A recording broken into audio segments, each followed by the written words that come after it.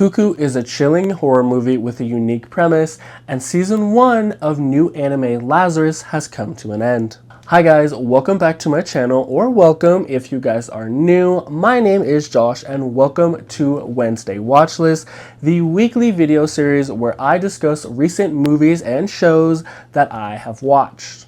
In today's video, I'm going to talk about a recent horror movie that I checked out, this movie being Cuckoo. And then I'm going to talk about the new anime Lazarus, which has just ended its first season. Now, before I dive into today's video, I just want to preface this by saying there are going to be spoilers for both the movie Cuckoo and the anime Lazarus in this video. So if you have not seen those, I just want to warn you that there are going to be spoilers in this video. So without further ado, let's go ahead and dive into my review of Cuckoo. Now, starting off with the movie Cuckoo, let's go over a quick summary. Now, my summary for this movie is that a girl named Gretchen moves to a small town in Germany with her father, stepmother, and stepsister into their new home. However, this new home is not exactly what it turns out to be and is actually hiding a very chilling secret. Now, moving on to the cast of this movie, we have Hunter Schafer as Gretchen, Dan Stevens as Erkoning, Jessica Henwick as Beth, Martin, and I apologize if I butcher his last name, Sokas as Lewis, Callan Morrow as the Hooded Woman, Mila, and I apologize if I butcher her last name, Liu as Alma, and Jen Bluthart as Henry. Now, moving on to my thoughts about this movie, I'm going to start off with the things that I liked. So firstly, I think the story here is pretty good, and I also really like the horror elements of the movie. And the main horror element of this movie is, of course, the Hooded Woman. She is sort of this humanoid figure that can emit a really high-pitched noise frequency from her throat, and when she emits this noise, everyone around her becomes disoriented. The story here is also very unique, and I really like how it integrates the horror elements into the story. I also like how the horror creature or creatures in this movie aren't necessarily just out hunting everybody they see. They're more so almost kind of docile in a sense where they don't really hunt just for the sport. It almost seems like they're essentially out just to try and reproduce and protect their offspring. I also really liked Hunter Schafer's character in this movie and how even though the current family dynamic / situation she is currently in is not exactly something that she wanted or asked for, she still cares about her family, and she particularly cares for and looks out for Alma. When Alma first has her seizure, we see that Gretchen is actually worried about Alma, and she's not just brushing her off like, oh, whatever, you're just having a seizure, but she's actually worried about Alma. And we also see this all throughout the film where Gretchen is interacting with Alma, and although Gretchen doesn't refer to Alma as her sister, she calls her her stepsister, or she says that she's not her sister, she still cares for Alma. And in particular, we really see this during the third act of the movie, where Gretchen is going out of her way to defend and protect Alma from getting into the hands of the heir, because he wants to, of course, turn her over to the Hooded Woman. And she also protects Alma from Henry because he, of course, wants to kill Alma because Alma is the same creature that of course killed his wife, and he believes that all of these things need to be eradicated. And so all throughout this third act of the movie, we really see that Gretchen is dedicated to protecting Alma and really sticking her neck out for Alma and protecting her. Now, we also get a twist and a reveal in this movie. The big twist is the fact that Alma is actually not Lewis's daughter. She is technically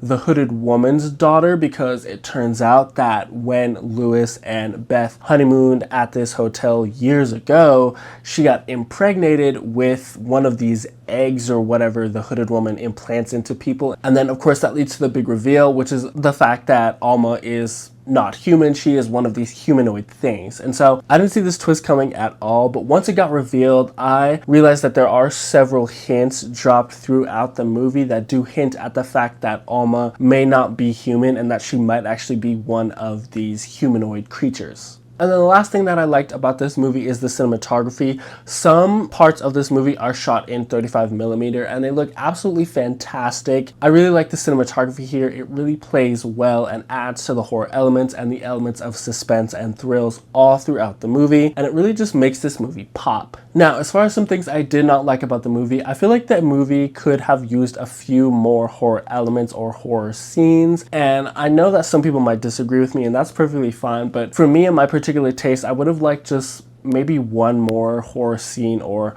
horror element added to this movie. Maybe instead of it being one main humanoid creature, maybe adding in a couple would have been a nice addition to the horror elements in this movie. And then the last thing that I did not like about this movie, and I am getting a little bit nitpicky here, but it was just the time period that this movie takes place during. And I say this because throughout this movie, we see Gretchen using a very clear, like, modern day cell phone, but then everyone around her and the setting that she's in, it just doesn't make sense for this technology to be around. This movie, to me, at least implied that it's like the late 70s to mid 80s is what I got from this movie. Correct me if I'm wrong on that, but that's at least what I picked up from this movie. And so certain elements here, again, like the fact that Gretchen is using a cell phone, just didn't make sense to me, just because I'm like, how are there like cell phones during this time period? But again, the time period is not like an essential part of this movie, so that's why I said I am nitpicking here. But just to me, it just kind of threw things off a little bit, because we don't really see any other character in the movie use a cell phone except for Gretchen, if I'm not mistaken. And so that element to me just kind of threw me off, because I'm like, why is she like the only person with a cell phone, and how does she have a cell phone? It's like the early 80s. But that is going to conclude my thoughts on this movie. Moving on to my rating for this movie, I'm going to give this movie an A-.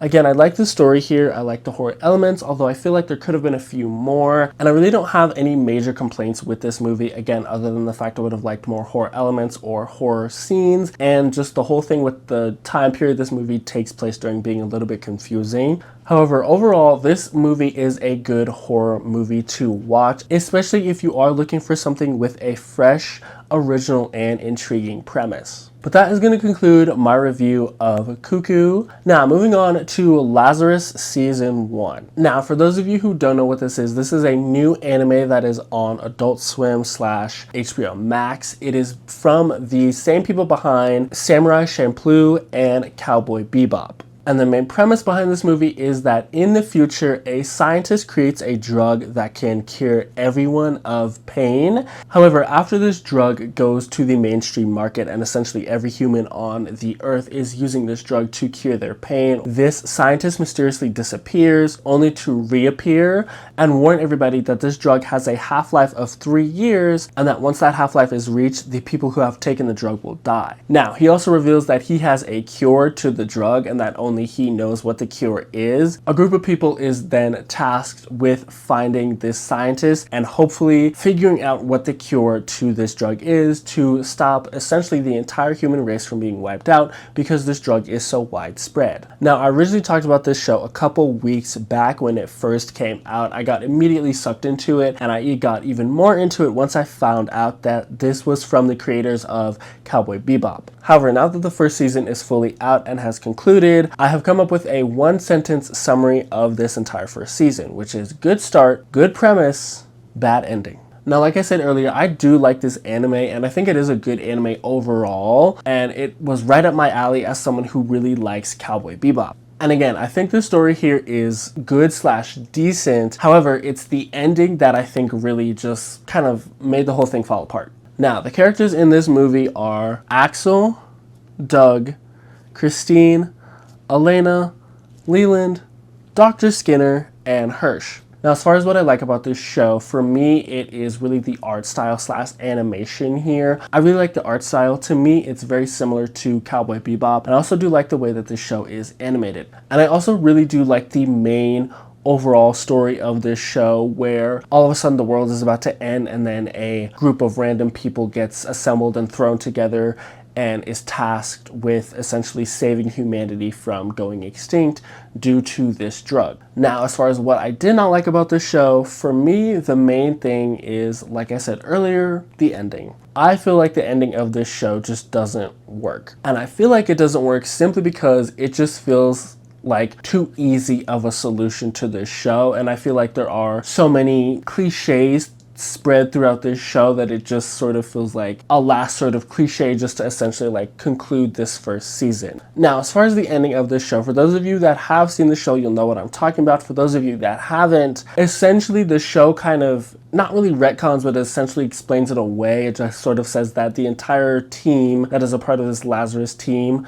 they were exposed to a bioweapon, and this bioweapon ended up killing them all. And then these 5 people, their genes ended up getting mutated, so they ended up like coming back to life, and that's why they were chosen to be a part of this team, because they're like the only people who didn't die from this bioweapon. And my main issue with that is I just feel like it doesn't work, because none of these characters seem to remember that. Like, nobody in this entire show mentioned that anybody died. We do hear that there was a bioweapon leak, but nobody in this show like remembers dying. The only person that essentially like faked her death was Christine, and she only faked her death in the airport in order to get out of the Russian militant group that she was a part of. She wanted to escape that, so she essentially faked her own death, got a bunch of plastic surgery, and went on the run. But the rest of these characters don't seem to remember dying. So when I was watching the show, I was like, how does that make any sense? When I first clicked onto the show, I felt like this group of people was handpicked because of their skills. But then the whole ending, again, where they were just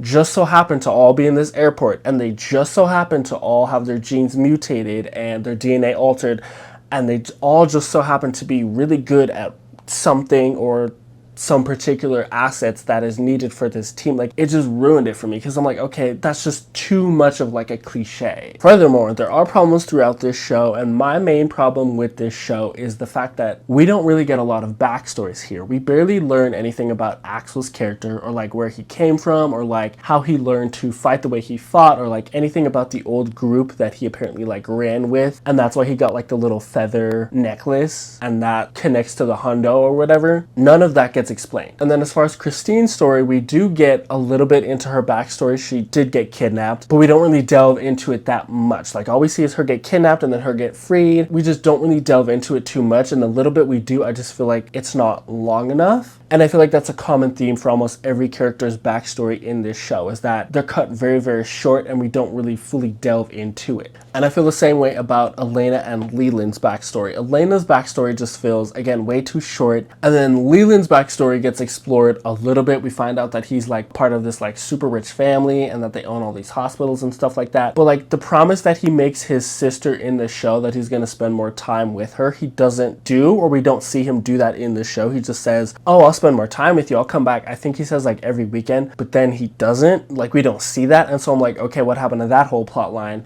And then lastly, like, what about Doug? We literally don't learn anything about Doug throughout this show. The only thing we learn about Doug is that he got in trouble, and I think he did a little bit of jail time or something like that. Him joining the team was like his get out of jail free card. But like, we don't explore his backstory at all. The people's backstories we do explore, like, they're not done well enough. And then with Doug, he just doesn't get one at all. Now, with that being said, I do feel like this show definitely, either some parts of the original script or story or show just got cut completely, or I don't know exactly what happened, but I feel like there's a lot of content missing from this show and a lot of stuff we didn't get to see or that wasn't fully fleshed out. And I feel like this show is just too short to fully accomplish what it needs to accomplish in order to like actually work as a show. And so because of that ending and because of just all the like lack of backstories throughout the show, I think my rating for this show, I'm gonna give it a C. I'm sorry, but the ending just did it for me. It just didn't land, and it just really ruined it for me. Like, I was so into this show going into it, but then when the ending came, I was like, this is just disappointing. And again, I feel like it's because this show is short. It's 13 episodes. The original Cowboy Bebop is 26 episodes, so it's like it tries to tell an even bigger story in half the amount of time that Cowboy Bebop had, and it just doesn't work. Like, there's just too many things that just don't work with this show. And so yeah, that's why I give this show a C. Again, I think it started off good and it has a good premise, but that ending just